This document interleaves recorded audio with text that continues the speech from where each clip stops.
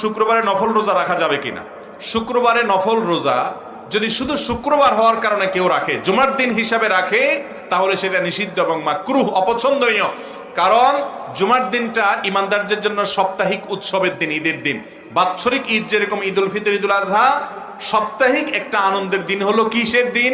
জুমার দিন। এই জন্য এই দিনে রোজা রাখা নিষেধ। তবে হ্যাঁ, আইয়ামে বীজের রোজা, চান্দ্র মাসের 13, 14, 15 রোজার মধ্যে শুক্রবার পড়ে গেছে, যেমন এই যে গত শুক্রবার পড়ে গেছিল, তাহলে সেই হিসাবে আপনি রোজা রেখেছেন শুক্রবার, কোনো অসুবিধা নেই। অথবা আপনার জন্য শুক্রবার ছাড়া রোজা রাখার সুযোগ নেই, কাজা রোজা আছে, অন্যদিন অফিস আদালত আছে, সেই হিসাবে রাখছেন, তাও ঠিক আছে, জায়েজ আছে, কোনো অসুবিধা নেই।